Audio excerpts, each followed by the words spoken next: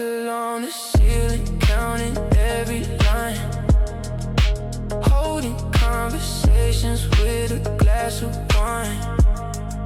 Someone left a message that I never read, playing back the echoes of the words you said, learning how to sit inside an empty room.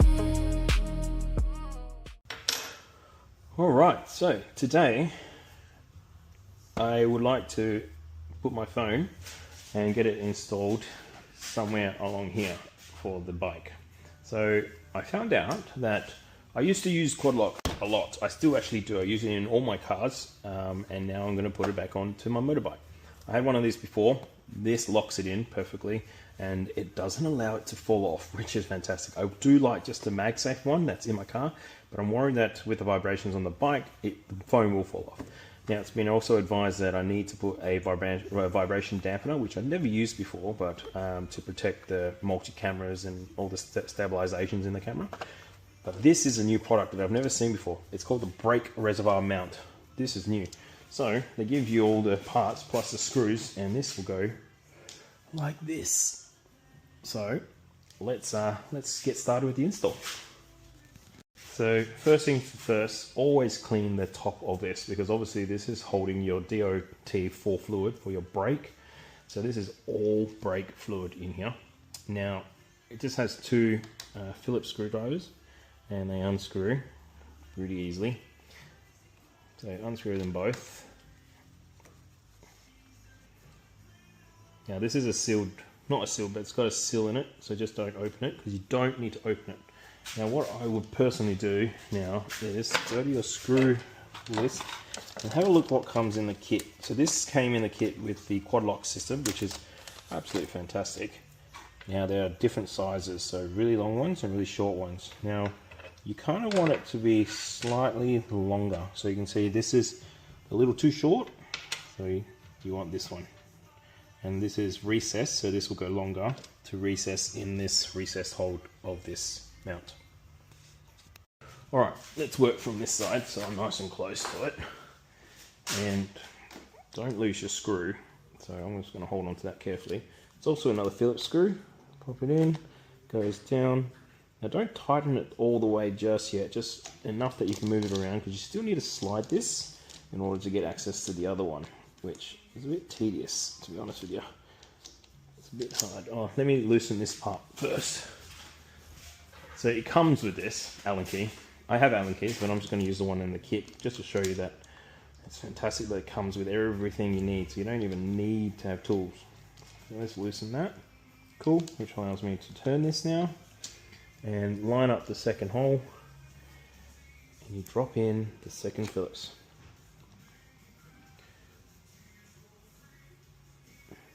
Now don't over tighten this, just tighten it as you normally would. There's probably a torque spec somewhere online, but I'm just going to go with the feel, because I've done this a few times, and there we go.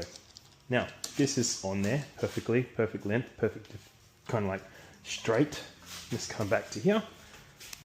Alright, in order to install this, you have to remove this, because obviously this, if you wanted to run this only, which is just a quad lock, you can.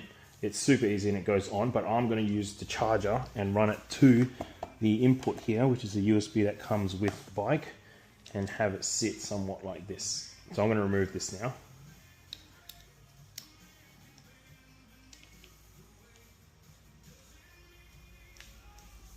And going to install this.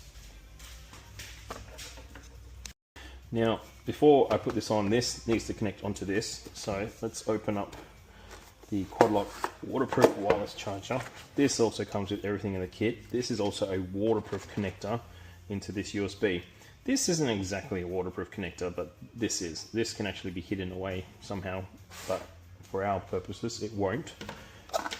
So I'll try and figure out, probably 3D print something to protect it from the rain. And I just butchered this box, but it's not like I'm going to return it, so it's all good. Man, look at this quad lock products, so good, beautiful. All right, so it actually looks like this screws into it first, which is cool. Alright, so it actually screws this in first. Let's put this dampener on. So this just absorbs the vibrations of the bike so it doesn't run through the actual phone, destroying the cameras. And that's it. And lucky last, we have the quad lock mount like this. Now I personally want the cable to run down this way, so make sure this is facing down. You can do this anyway, but I want the quad lock logo to be nice and straight. A bit OCD that way. And it goes on like this. Screws in place. Nice and tight. Okay, so now this has multiple screws which allows you to do kind of like heaps of different angles and into whatever position you need it to be or want it to be. So I'm just going to loosen it temporarily so I can figure out a good angle for myself when I ride, which I think that's going to work. Or do I want it higher? Maybe I do want it like this. All right, let's just tighten this a little bit so we can get in. Don't super tight, just tight enough that you can do an assessment first.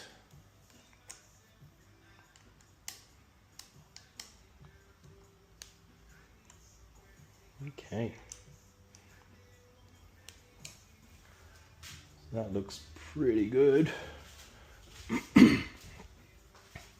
And the phone just goes on a 45.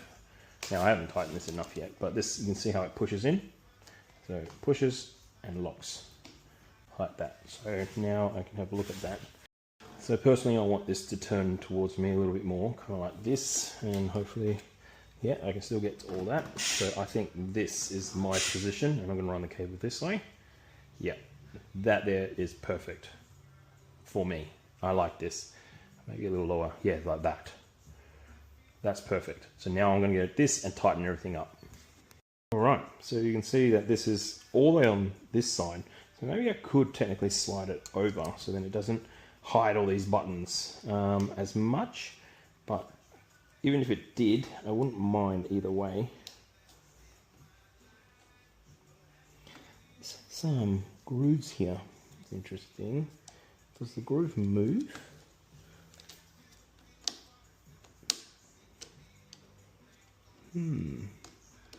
This groove here is what locks it though. So have I installed this wrong? Or does it lift? Oh, it lifts up. Let's loosen this a little bit more. Not too much because I don't want to take it off. Yeah, there you go. See how this bottom pin moves, which helps lock this into a specific height. So that's a lot better.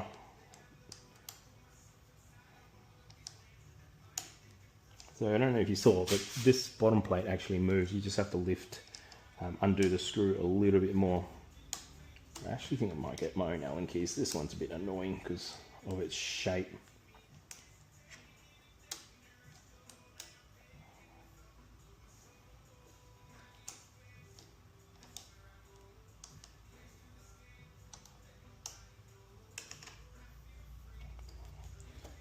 There we go. Now I just need to have a look at the height again, make sure I'm happy with it. Which I kind of want it to point down a little bit more. So maybe I'll do this one. And bring this down a tad.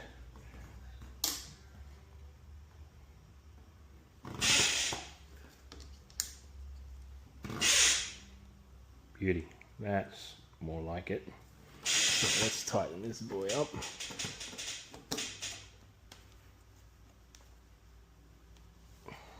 So he's tight. I actually might bring it down a tad more. Yep. That's better. I like it. So me personally, I like this a bit more of a low profile. Yes, it covers these buttons, but not as much as you think. Would I want it more in the middle? Maybe later, but at the moment this looks perfectly. Now, I see what they mean by this anti-vibration thing, but when I go for a ride, I hope it doesn't do this. If it does, I might get rid of it and just run the risk of the cameras, but apparently it avoids the cameras from inside the phone from being damaged and destroyed. But look at it, super easy install. Let's get the cable connected and test it out, shall we? So there you go, there's a little gap here which allows you to run the excess cable through it, and I will probably, they use a cable here, cable organizer. So this is the one that comes with the bike. Grab it and connect the excess of the quad lock and put it on. It's not as tricky as it looks, but it's just a bit of a tedious thing. Beauty. Now that holds that cable for the actual phone, and you just run the excess, run the USB to the USB point, which will charge the phone when the bike is on. Let's test it out. Alright, I'm not going for a ride, so I'm in my shorts. Turn the bike on. Is it on? No. There you go. Charging. Beautiful. That's fantastic. So now I can use maps and all my apps on my phone. And I think that looks great. And angle looks good. Doesn't interfere when I turn. So, perfect. So I think it's an awesome product. And the install looks clean and neat. You can buy the ones that hook onto the bars and everything as well, but I wanted to test out this new one, which I actually prefer on top of this remote resi for the remote filler for the brake fluids. But this is going to work. Hopefully this helps someone, and enjoy. Good luck. Catch you on the next one.